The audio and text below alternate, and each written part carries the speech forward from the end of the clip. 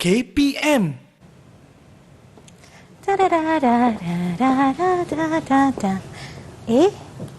Ada hadiah ni. Siapa bagi? Dalam kotak ini terkandung hadiah paling istimewa. Siapalah bagi hadiah dekat Yuyu ni? Apa yang bersambung ni? Apakah ini ada lagi? Ada lagi. Kedaulatan.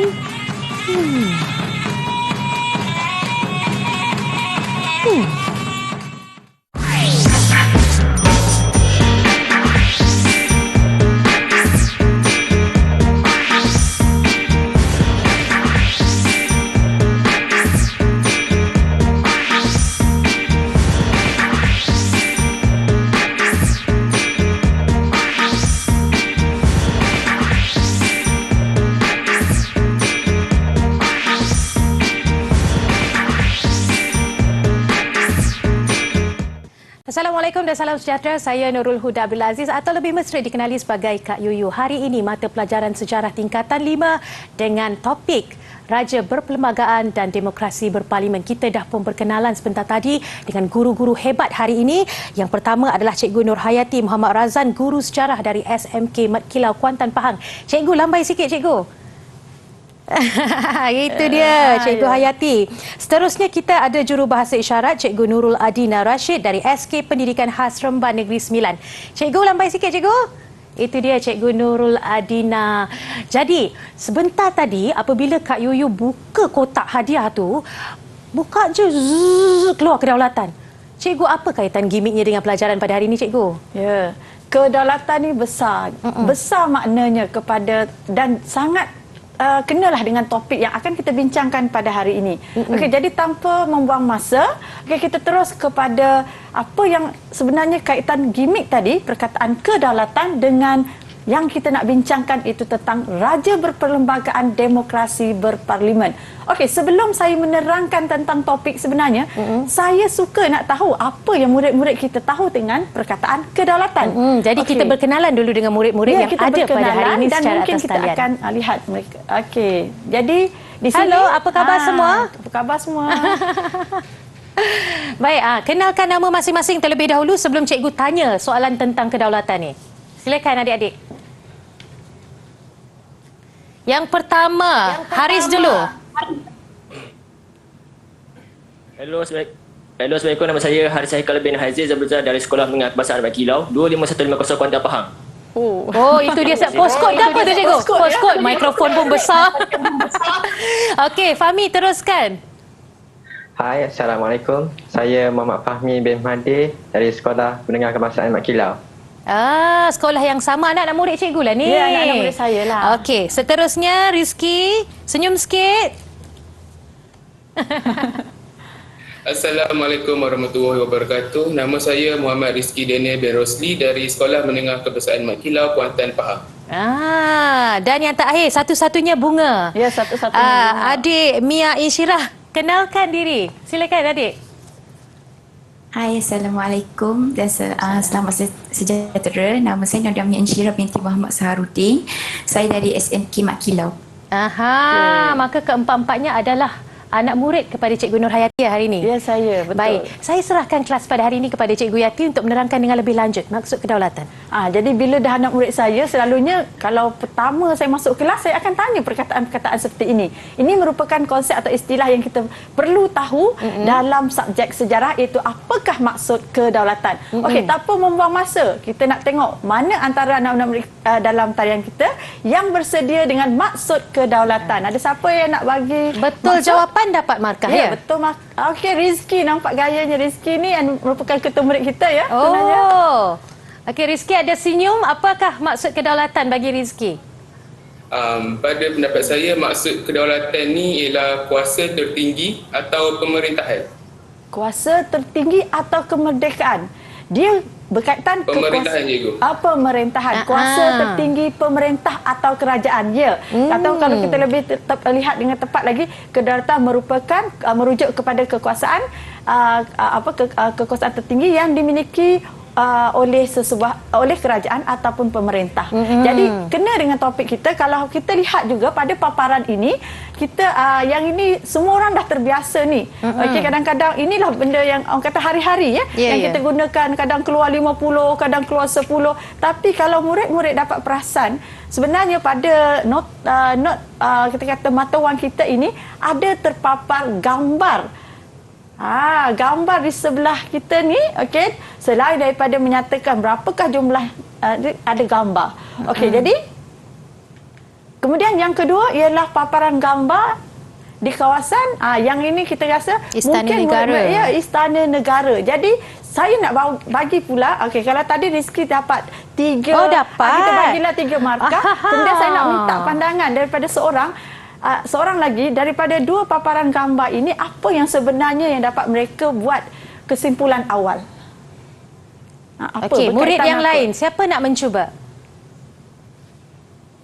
Ada siapa nak cuba? Tadi ada perkataan kedaulatan, kemudian kita ada gambar mata wang, yang ada gambar yang di Pertuan Agong tadi. Siapa nak cuba? Takkan Rizky lagi nak cuba? Mungkin Damia ke? Haris atau Fahmi? Ya, Damia, Haris atau Fahmi? Okey.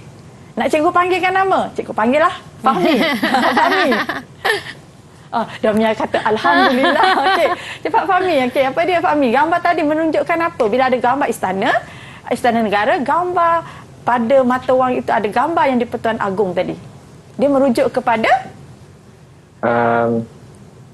institusi beraja. Ya, itu sebenarnya jawapannya sangat ringkas, iaitu institusi beraja yang kita nak belajar pada hari ini. Okey, jadi tepat pada itu kalau kita lihat dalam perbincangan kita melihat kepada topik Majlis Raja-Raja. Jadi persidangan Majlis Raja-Raja ini telah dijalankan pada yang pertama kalinya, atau kita panggil Durbar, di Kuala Kangsar. Jadi Durbar itu sebenarnya maksudnya ialah perjumpaan atau persidangan umum yang diadakan oleh Raja-Raja Melayu dengan Kerajaan British.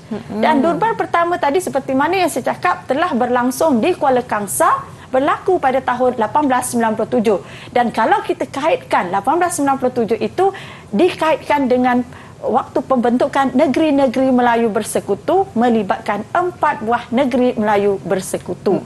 Okey, inilah kita lihat dari segi sejarahnya. Okey, yang ini sebenarnya murid-murid boleh lihat di dalam buku teks sejarah tingkatan 5. Okey, kita lihat ini adalah kita kata dokumen rasmilah apabila dirakamkan peristiwa ini, okey, yang berlaku peristiwa yang pertama. Kemudian dalam Majlis Raja-Raja ini berlaku perubahan.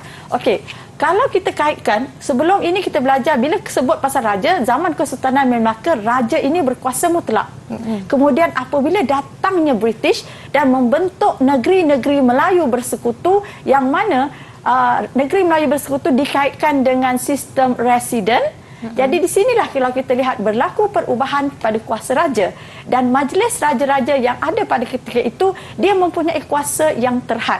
Jadi apabila berlaku perubahan dalam pemerintahan ketika itu dengan penubuhan Malayan Union 1946 seperti dalam paparan, kita lihat juga bagaimana kedudukan Majlis Raja-Raja atau ketika itu dikenali sebagai Majlis Sultan-Sultan. Okey, yang mana dipengerusikan oleh Gubernur Malayan Union. Okey, ahli Majlis Sultan-Sultan ni. Okey, ini sangat penting. Jadi cikgu nak murid-murid memberikan perhatian dan yang mendalam tentang apa yang kita bincangkan. Okey, ahli Majlis Sultan-Sultan ini terdiri pada 9 orang raja-raja Melayu, yang mana 9 raja Melayu, 4-nya merupakan raja daripada Negeri-Negeri Melayu Bersekutu dan 5 lagi daripada Negeri-Negeri Melayu Tidak Bersekutu. Dan 3 orang pegawai kanan British. Jadi pada ketika itu, fungsi Majlis Raja-Raja dalam Malayan Union adalah seperti berikut, iaitu membincangkan hal-hal berkaitan agama Islam dan adat istiadat. Jadi di sinilah yang kita lihat sebenarnya yang menjadikan pertikaian ataupun meningkatkan semangat perjuangan untuk menentang kepada pembentukan Malayan Union, membawa pula kepada pembentukan Persatuan Tanah Melayu 1948. Yang mana topik-topik ini sebenarnya pernah dibincangkan di dalam sewaktu murid-murid berada di tingkatan 3 khususnya. Okey, kita pergi pula kepada pembentukan. Jadi berlaku perubahan kembali apabila pembentukan Persatuan Tanah Melayu 1948. Jadi dalam kelas saya selalu menegaskan bahawa pembentukan Persekutuan Tanah Melayu 1948 itu sebenarnya merupakan titik tolak kepada pemulihan kuasa Raja-Raja Melayu. Jadi kenapa berlaku begitu? Apa buktinya? Jadi kita lihat di sini. Okey, dalam Majlis Raja-Raja Melayu, Majlis Raja-Raja dilengkapi kuasa dan sekretariat. Kemudian, diuruskan sepenuhnya oleh Raja-Raja Melayu. Berbeza tadi dengan Malayan Union 1946 yang mana dipengerusikan oleh Gubernur Malayan Union dan perlu Raja-Raja perlu merujuk dan mendapat nasihat daripada Gubernur Malayan Union. Okey, jadi kemudian kalau kita lihat pengerusi mesyuarat. Di sini berbeza. Pengerusi tadi dalam Malayan Union dipengerusikan oleh Gubernur Malayan Union, tetapi Majlis Raja-Raja dalam Persatuan Tanah Melayu 1948 dipengerusikan oleh pengerusi yang ditentukan oleh 9 orang Raja-Raja Melayu. Inilah yang penting yang kita nampak dan adanya penyertaan oleh penyimpan moho besar Raja-Raja. Jadi kalau kita kata dalam kata yang ringkas, penyimpan moho besar Raja-Raja ini merupakan setiausaha Majlis Raja-Raja. Okey, diberikan hak. Okey, yang mana saya katakan tadi terlalu beberapa kali saya ulang bahawa pembentukan Persekutuan Tanah Melayu 1948 merupakan pemulihan atau mengembalikan kuasa raja, tetapi akan ada mengikut perlembagaan. Jadi kita lihat kuasa untuk apa? Mendapatkan penerangan daripada Pesuruhjaya Tinggi British, terutama sekali dalam hal-hal melibatkan pengurusan pentadbiran maupun penggubalan undang-undang. Okey. Jadi di sinilah kalau kita lihat tadi, yang bila saya sebut pasal penyimpan moho besar Raja-Raja. Apa tu? Inilah moho. Jadi moho ini, moho besar Raja-Raja ni merupakan kira macam apabila dokumen itu yang dikeluarkan oleh Majlis Raja-Raja, dia perlu ada cap mohor ini. Kerana kalau tidak ada, maka dia bukan dokumen itu tidak rasmi. Jadi kalau kita lihat, dia merupakan lambang kedaulatan. Tadi sebut pasal perkataan kedaulatan. Kedaulatan Raja-Raja Melayu, kemudian kita lihat disimpan oleh penyimpan moho besar Raja-Raja, iaitu setiausaha Majlis Raja-Raja. Jadi apabila dokumen itu diturunkan cap mohor ini, dia perlu diikuti. Okey, saya ulang sekali lagi, perlu diikuti oleh tanda tangan penyimpan moho besar Raja-Raja. Jadi maknanya dokumen itu tidak akan sah sekiranya tidak mengikut kedua-dua perkara ini. Pertama tadi ialah dengan adanya cap mohor, yang kedua ialah diikuti dengan tanda tangan penyimpan moho besar Raja-Raja. Okey, jadi kalau kita lihat tadi maknanya cap mohor ini masih digunakan, dan kalau kita lihat pada ciri-ciri cap mohor itu, yang mana cap mohor ini telah pun diputuskan digunakan pada 31 Ogos 1948, dipersetujui dari segi corak dia, yang mana menggunakan ukiran yang kita kata di dalam cap mohor itu menulis Majlis Raja-Raja Melayu menggunakan tulisan Jawi, dan yang penting sekali diguna pakai sehingga kini. Itu dia penjelasan berkenaan cap mohor diraja oleh Cikgu Hayati sebentar tadi. Kita juga dah belajar tentang Majlis Sultan-Sultan 1946 dan juga Majlis Raja-Raja 1948. Kembali lagi selepas ini, jangan ke mana-mana.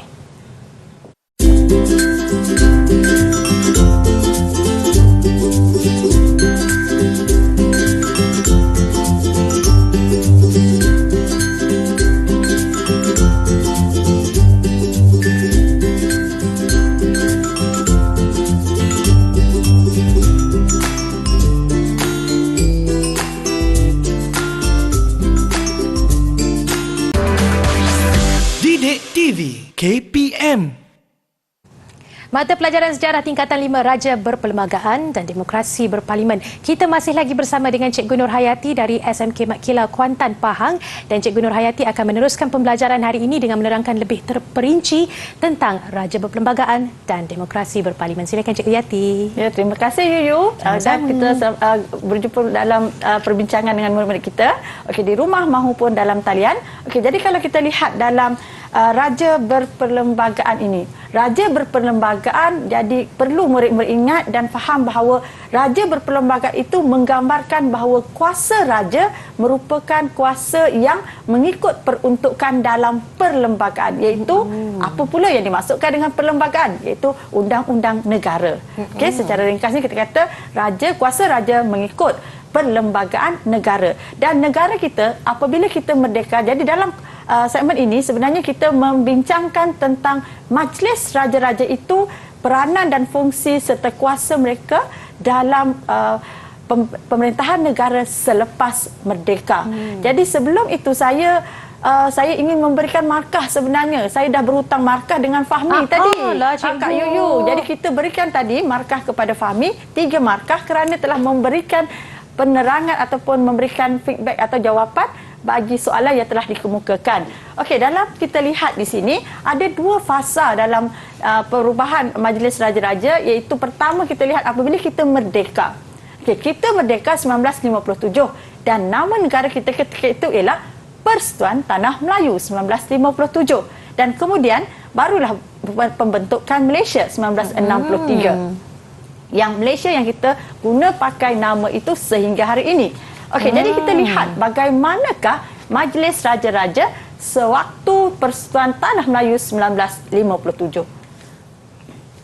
Jadi peranan raja itu dikekalkan. Okey, jadi kalau kita lihat dalam 1948, jadi untuk 1957 ni cikgu minta murid-murid di rumah dan juga murid-murid dalam talian, okey, untuk sentiasa memahami dan mengingati apakah peranan raja dalam Persatuan Tanah Melayu 1948. Kerana kita lihat peranannya dikekalkan.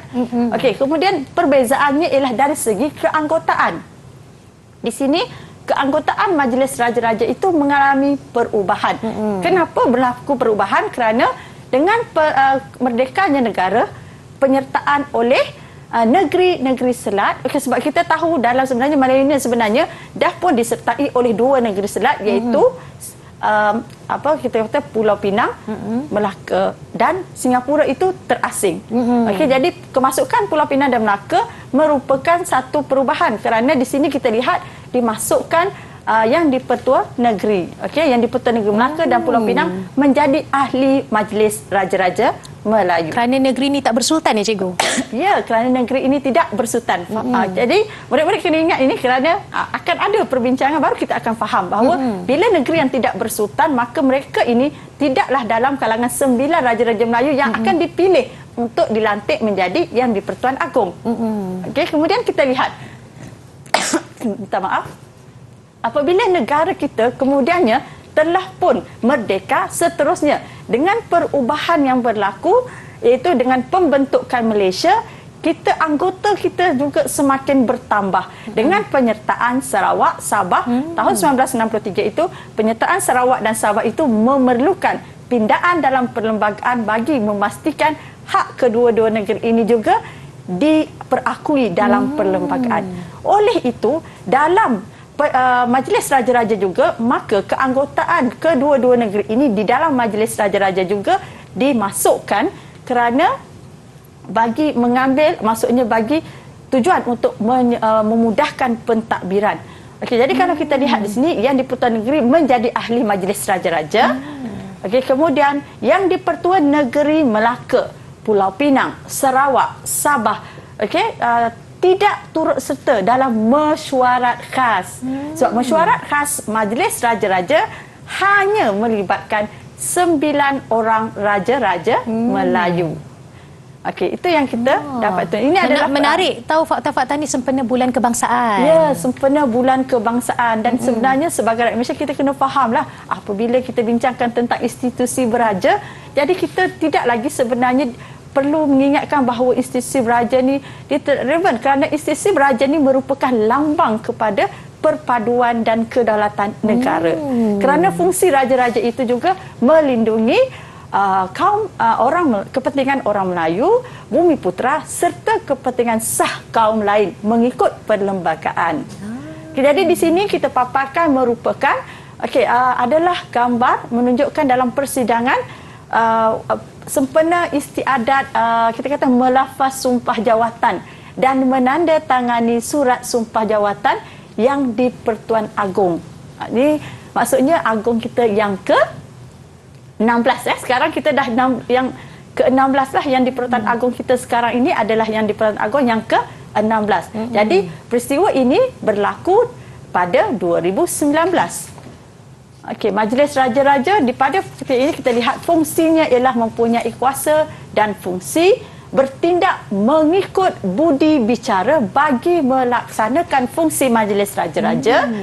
Okey, jadi di sinilah kalau kita akan bincangkan apakah fungsi tersebut. Ada 7 fungsi Majlis Raja-Raja. Seperti dalam paparan, yang pertama tadi ialah berkaitan dengan pemilihan yang di-Pertuan Agong dan timbalan yang di-Pertuan Agong, maka Majlis Raja-Raja inilah fungsi yang pertama.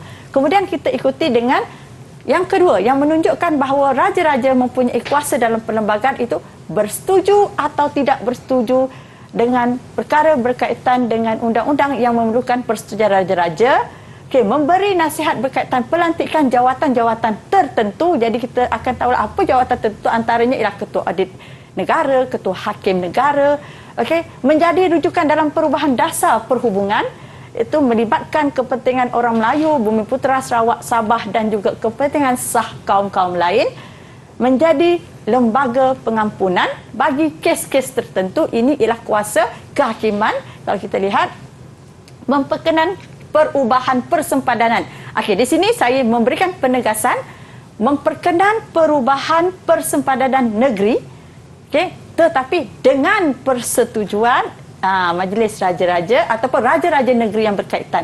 Dan satu lagi ialah memperkenan pindaan perlembagaan. Jadi kita terus pergi kepada soalan betul salah. Okey, kita panggil seorang murid. Okey, kemudian saya rasa terus panggil pada Fahmi dululah. Damia, sebab kita tak dengar lagi suara puteri kita. Damia. Okey, Damia. Damia. Jadi Kak Yuyu terus grab satu soalan untuk ditanyakan kepada Damia. Apakah soalan dia? Kak Yuyu guna ni lah. Okey. Soalan nombor 2. Soalan nombor 2. Okey, jadi betul Kak Yuyu ambil yang ini. Soalannya adalah, selepas Persekutuan Malaysia dibentuk, yang di-Pertua Negeri Sarawak dan Sabah turut menjadi ahli Majlis Raja-Raja. Betul Betul ke tidak? Salah? Betul Sekali atau lagi. salah? Oh, terus je. Oh. Okey, sebab dia dah dengar tadi. Okey, jadi jawapannya betul sekali. Jadi bila betul, saya tak memberikan itulah. Kita berikan terus 3 markah. Okey, kita pergi pula pada soalan kedua. Kita tujukan kepada kita Haris. Haris dah angkat tangan kat situ. Baik. Okey, Kak Yuyu, soalan mana yang diberikan kepada Haris? Soalan nombor 4. Soalan nombor 4. Okey, Okey. Haris, bersedia Haris? Kak Yuyu harap tak koyak lah bila cabut ni. Baik. Dokumen rasmi yang dikeluarkan oleh Majlis Raja-Raja hanya perlu diturunkan dengan cap mohor besar Raja-Raja sahaja. Betul atau salah? Salah. Ya, betul. Jadi jawapan bukan betul pada itu ya, tapi maksudnya jawapan yang Jawapannya diberikan betul. oleh Haris itu betul. Kita boleh bagi Haris. Cap mohor itu, dokumen rasmi itu tadi saya dah beritahu perlu ada cap mohor dan diikuti tanda tangan penyimpan mohor besar raja-raja. Okey, mungkin kita ambil satu lagi soalan Kak Baik. Yuyu. Okey, soalan seterusnya. Soalan nombor 1. Okey, siapa? Haris ataupun mungkin Haris pula dah. Bukan Haris. Rizky belum? Rizky. Okey, Rizky. Baik. Rizky, bersedia? Dalam Persekutuan Tanah Melayu 1957, keanggotaan Majlis Raja-Raja kekal seperti sebelum merdeka, iaitu Majlis Raja-Raja dianggotai 9 orang Raja Melayu. Betul atau salah, Rizky? Mana tu? Dia pula main-main ke kita ya. Okey, jawapan dia salah. Okey, nombor berapa tadi soalannya? Boleh Kak Yuyu bagikan jawapan betul atau salah tadi? Soalan 1 tadi. Soalan 1 jawapan dia salah. Betul lah tu. Betul lah jawapannya. Kita Jadi bagi 3 markah. 3 markah. Okey, boleh tak kita ambil satu lagi soalan? Satu lagi boleh? Rizky. Jadi Kak Yuyu tambah je lah kat sini ya. Ya, Kak Yuyu tambah markah kepada Rizky. Okey. Satu lagi. Satu lagi lah. Warna purple. Okey. Soalan nombor 6. Kita bagi pada Fahmi lah. Tadi dia dah angkat tangan juga. Takut dia Dah bersemangat kecewa, dah ya. kan? Okey. Majlis Raja-Raja Melayu berkuasa memperkenankan perubahan persempadanan negeri. Betul atau salah? Ya, Salah. Jadi, betul lah jawapannya. Kita bagi 3 markah kerana ingat dia, Majlis Raja-Raja boleh memperkenan tetapi mesti mendapat persetujuan daripada Raja Negeri yang Siapa yang jawab tu, Cikgu? Itu Fahmi. Jadi Okey, 6 kita juga tambah. macam Rizki. Seronok dah kita jawab-menjawab ni. Ya. Kita berhenti berehat seketika, rehatlah bernafas dulu. Kembali lagi selepas ini di TV KPM.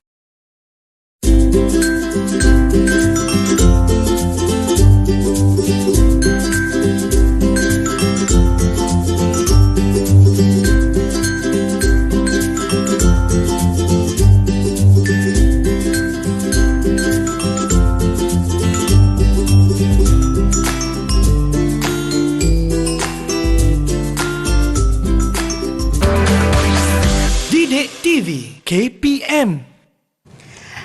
Dinamik mata pelajaran sejarah tingkatan 5 hari ini cukup baik kalau kita tengok markah yang telah diperolehi oleh murid-murid. Haris 3 markah, Rizki 6 markah, Fahmi 6 markah dan Damia 3 markah. Maksudnya cikgu, Haris dengan Damia kena pecut sikit lah. Kita nak berlawan dengan kawan-kawan yang lain ya. Okey, tak apa, nanti berlawan, kita bagi peluang. bersaing secara sihat. Okey, silakan Cikgu Yati. Okey, jadi kita teruskan. Dalam segmen ini kita akan bincangkan pula, okey, apabila Majlis Raja-Raja dia dalam fungsi yang pertama daripada 7 fungsi ialah melantik Yang di-Pertuan Agong, tentulah persoalannya apa pula peranan Yang di-Pertuan Agong dalam negara kita. Jadi di sini kita lihat Yang di-Pertuan Agong mempunyai kuasa dalam perlembagaan persekutuan yang telah merupakan dokumen rasmi. Jadi termaktub di dalam tu. Jadi di sini saya memberikan paparan ialah apa yang terkandung dalam buku teks. Mungkin murid-murid dapat yang di rumah terutama sekali ataupun yang sedang menonton bersama-sama dan ada buku teks, sila buka pada buku teks halaman 46 dan ada QR code sebenarnya dibekalkan dalam buku teks sejarah kita sekarang ini ya. Kalau kita lihat, jadi sangat berbeza daripada zaman dahulu. Betul, interaktif ya. Jadi ini interaktif. Jadi murid apabila kita kata imbas QR code ini, kita dapat lihat ya, ini merupakan inilah yang akan keluar, iaitu paparan 16 orang dari Yang di-Pertuan Agong, daripada Yang di-Pertuan Agong yang pertama hinggalah Yang di-Pertuan Agong yang terkini, iaitu yang ke-16. Daripada negeri mana tu yang ke-16 ni? Sultan Pahang. Ya, dari kami lah kan.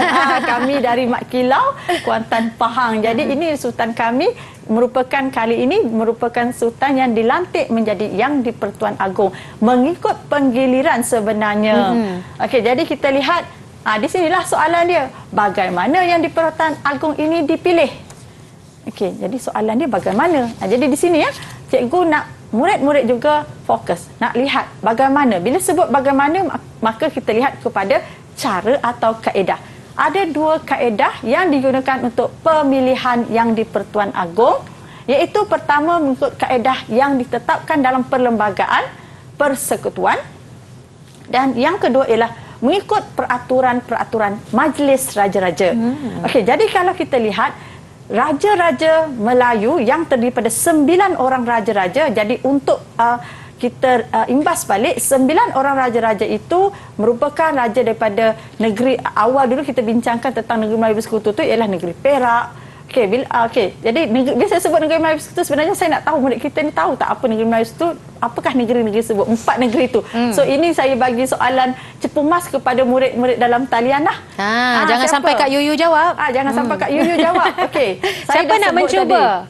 Perak saya dah sebut, jadi sebut 3 lagi tu. Okey, antara Haris dan Damia, kita bagi Haris peluang. dan Damia. Siapa nak cuba? 2P9S. Budak-budak ni apa ya Siapa nak cuba? 2P9S? Sebenarnya diorang ni ada juga penanya. Saya selalu 2P tu. 2P. Ya, Haris. Pulau Pinang. Cuba tak apa, jawab je. 2P apa tadi? 2P9S. 2P. Alamak. Okey. Saya nak cuba, saya nak Okey, cuba. Damia silakan. Okey, Damia. Perak, Pahang.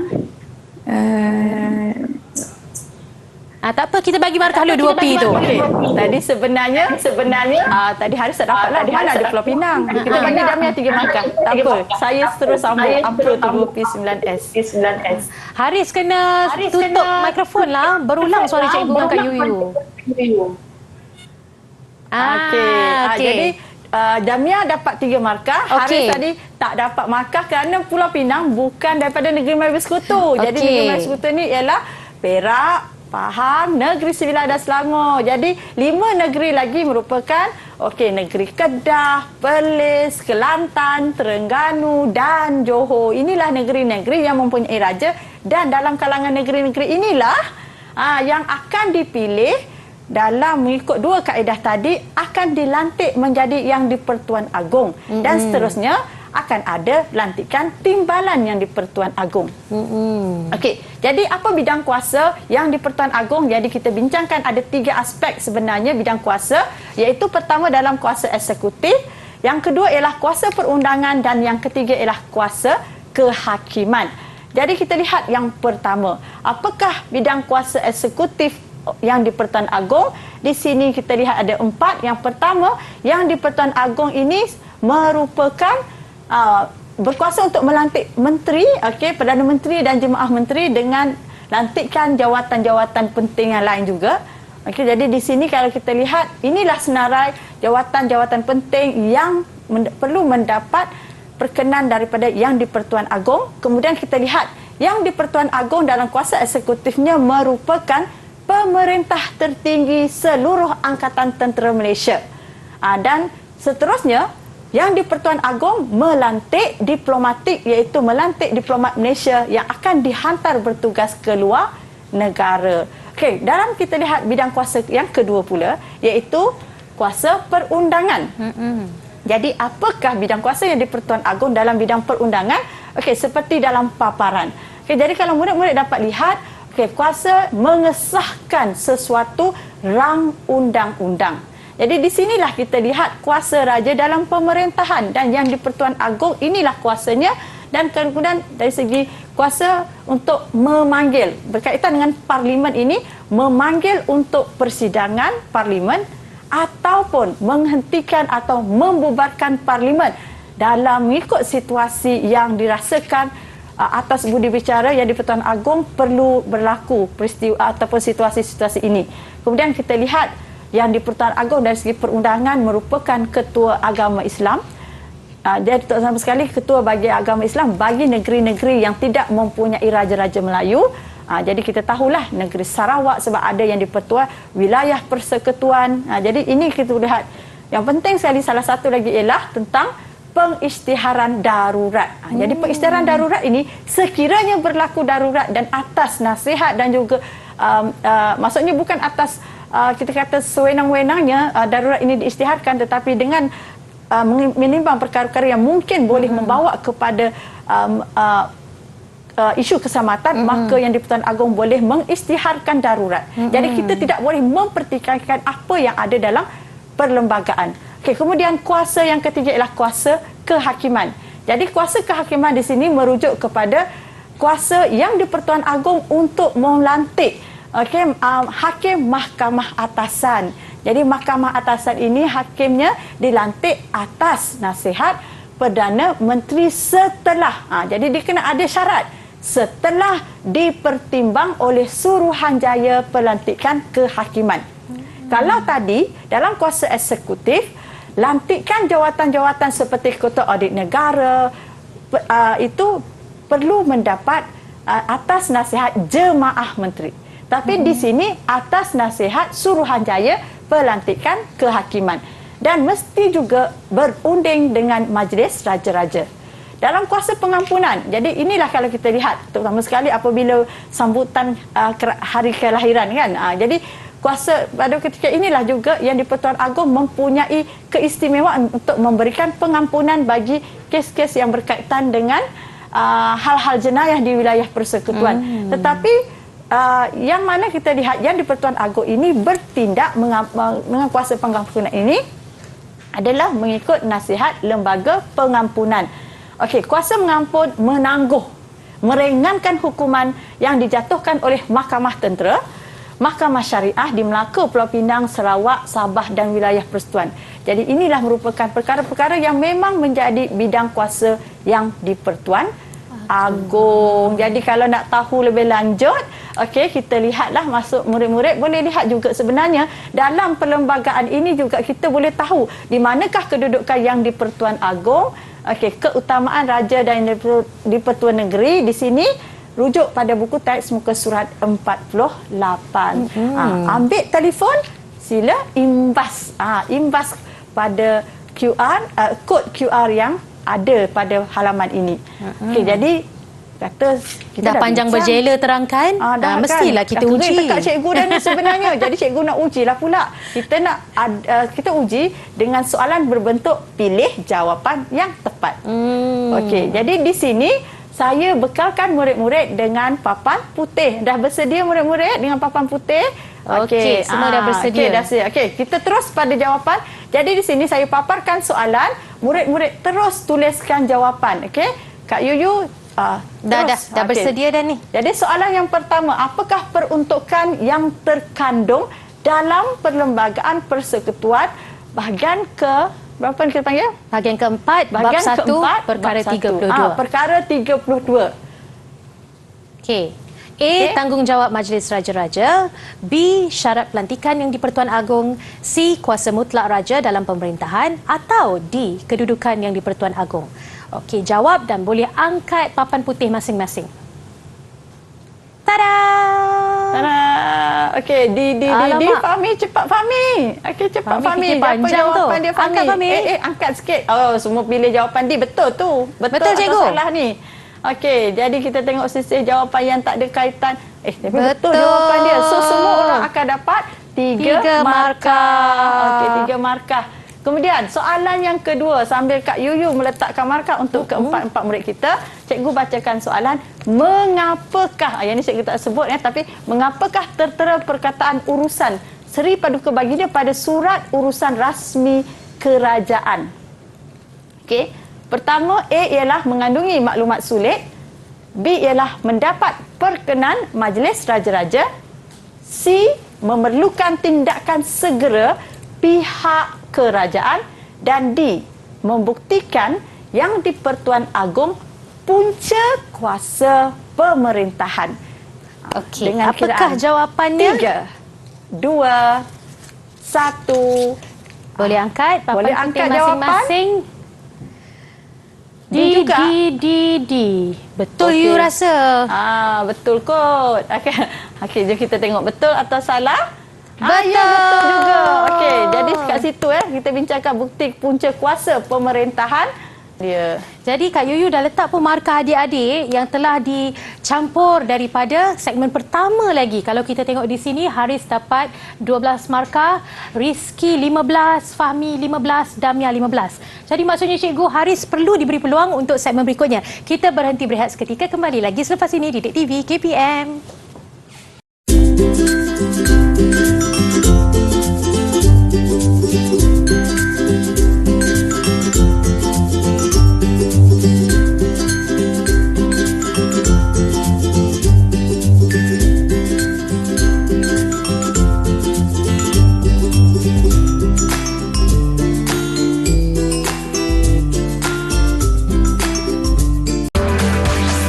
Didik TV KPM. Okey, jadi sempena bulan kebangsaan ini adalah penting untuk kita sebagai rakyat Malaysia mengetahui prinsip ataupun rukun negara kita sendiri, iaitu Malaysia. Jadi saya tengoklah cikgu, ada di kalangan murid yang tercicir sedikit markahnya. Mungkin kita perlu bagi peluang kepada dia kalau dia nak mencuba untuk membacakan rukun negara. Ya. Haris. Ya, Haris yang tu. Betul Haris? Haris nak Yes saya. Ya. Haris nak cuba nak kejar markah ni? Haris nak cuba ke? Nak. Ya, dia bersemangat. Bersemangat dah tu. Okey, silakan.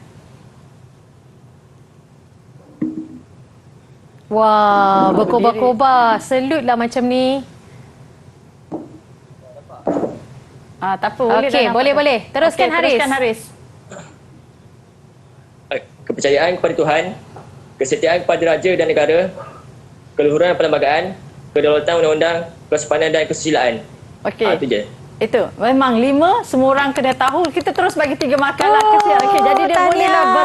bolehlah kata bersaing dengan rakan-rakan yang lain. Itu jadi dia. sebenarnya kenapa kita paparkan rukun negara ini, apa kaitannya dengan topik berkaitan Raja Berperlembagaan Demokrasi Berparlimen? Tentulah dengan ideologi rukun negara ini sebenarnya nak menanam semangat taat setia masyarakat kepada negara. Jadi bila sebut taat setia, jadi kita lihat dalam perkara yang kedua, kesetiaan kepada raja dan negara merupakan tuntutan yang perlu kita laksanakan sebagai warga negara. Untuk menunjukkan kesetiaan, maka kita pergi kepada soalan yang ini, kita pergi pada soalan-soalan yang kita kata terbuka. Bagaimana kita nak menzahirkan taat setia kita kepada Yang di-Pertuan Agong, ataupun secara umumnya ialah raja-raja tadi, kesetiaan kepada raja dan negara. Bagaimana cara kita nak menzahirkan? Okey, di sini mungkin kita buka kepada mana-mana murid kita yang nak bersaing untuk mendapatkan markah yang tertinggi dalam segmen yang terakhir ini. Siapa nak cuba dahulu? Bagaimana nak zahirkan taat setia kepada Yang di-Pertuan Agong ini? Okey, siapa nak cuba angkat tangan dan tekan butang mikrofon. Silakan.